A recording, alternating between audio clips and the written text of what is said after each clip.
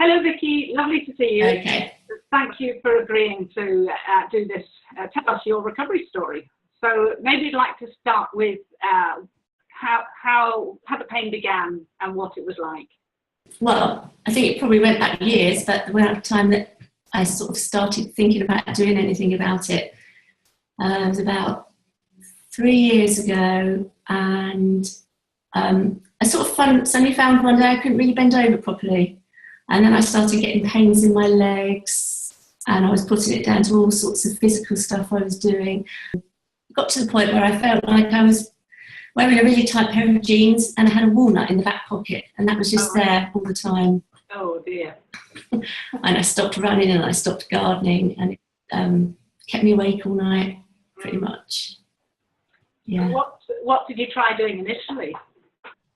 I went to an osteopath. I went to a couple of physiotherapists. I had some shiatsu, bowing technique. Yep. Went to my GP as well. Ended up having an MRI scan, and they suggested surgery. Right. What was the surgery for? Herniated discs. Okay. Wasn't keen on that. All in all, I saw about 8 different therapists and tried all sorts of stuff. And some of it would give relief for a couple of days, and then I think, yeah, great, this is all going to get better, but then it just came back again. So what was your life like around that time? A bit miserable.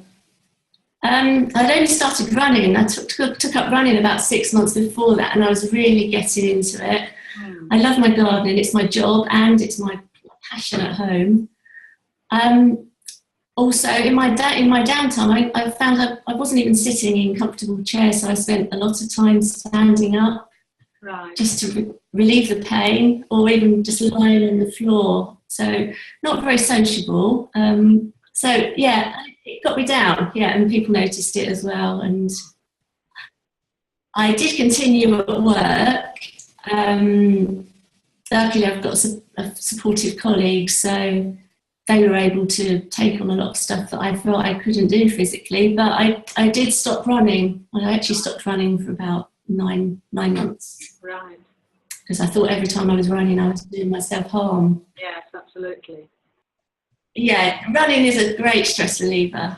I do it 3 times a week now, and I don't know where I'd be without it. Yeah. So you would have really missed that then? I did. I'd only just got into it, and I was really excited. I'd signed up for a half marathon about 8 months later. I pulled out of that because I wasn't running. I wasn't doing any training. I didn't think I'd be able to hit the target, and so I pulled out of that as well. So you clearly decided you didn't want surgery. So what brought about the change? Like a lot of people, I spent hours and hours on Google. I came across, just searching through everything on the internet, I came across TMS, the TMS Wiki website, and I found out about Dr. John Sarno, and I ordered his book. And that was what started it off. So I then read the book in a few hours, and got in touch with you the next day. So how's your recovery journey been then? It was when I found out that there was stuff I could do myself, and it wasn't just, I didn't have to go and have an operation. Even before the pain started to go, it felt really exciting and liberating. I saw Matt, a local practitioner in Bristol, close to me. I saw him about 3 or 4 times, I think. And being able to do the stuff myself in between, it was just really empowering. Yeah. I think the pain started to lessen after about 2 or 3 months. And then within 9 months, it was completely gone. But by that point, I wasn't really noticing it. It was just one day I suddenly thought, I haven't felt any pain for weeks. Right. So, yes, and it continues. My journey continues. So what sort of things have you found helpful then in your recovery? Initially, it was the journaling. So I think you suggested I write an unsent letter to a particular person. That really helped. within half an hour, just doing that really made me feel so much better. And then doing a timeline with Matt, going over all my life that I can remember, looking at aches and pains that I've had, stuff like waking up on the morning of my first A-levels with a pain in my neck and not being able to move my neck. And realising, well, that's down to A-level stress. Going back even further and being able to map it. And then also looking at personality traits and realising how much of a people pleaser I was. I never really thought of myself as a perfectionist, but I think I am, or was, am a bit of a perfectionist. And yeah, that was really useful, just looking at my personality traits, I think. And then meditating, I started meditating, and I continued that. I do that every day when I can. Yes. I find that really helpful. Good. And I know your journey hasn't been just a linear improvement, has it? So would you say that you've learned from the dips that you've had on your recovery journey, the challenges you've had? Yeah, I mean, I've had, once my initial pain went, I've had a lot of other stuff that has popped up. I started getting a few running injuries, which initially I thought were physical, but having spoken to Matt, who's a keen triathlon, I believe now, triathlete, I realised that they were stress related, even if they weren't related to me being stressed about running. It was other stuff that was going on in my life that was just, and it was hitting me where it mattered most to me. Otherwise, even if it had been an acute injury, they heal. And then in time, if the pain persists, that's when you start thinking, okay, so it must be PMS or stress-induced.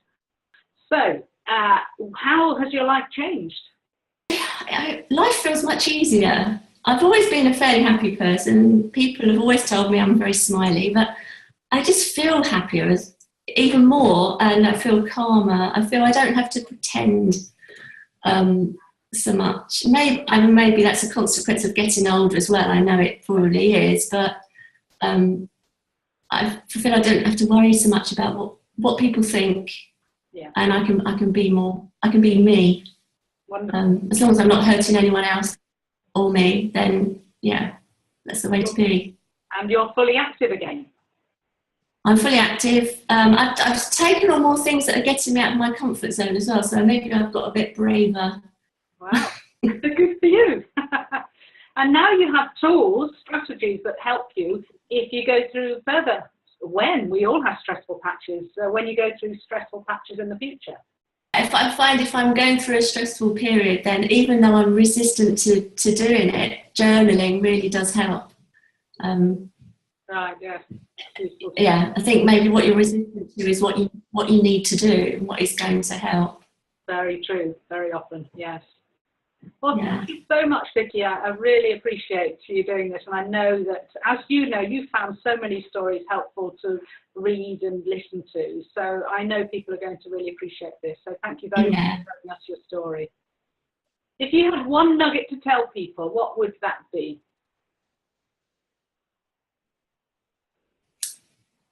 Talk nicely to yourself. Oh, that's a good one. That's a good one. Positive self-talk is really big. Be kind to yourself. Yeah. Thank you, Vicky. I really appreciate it.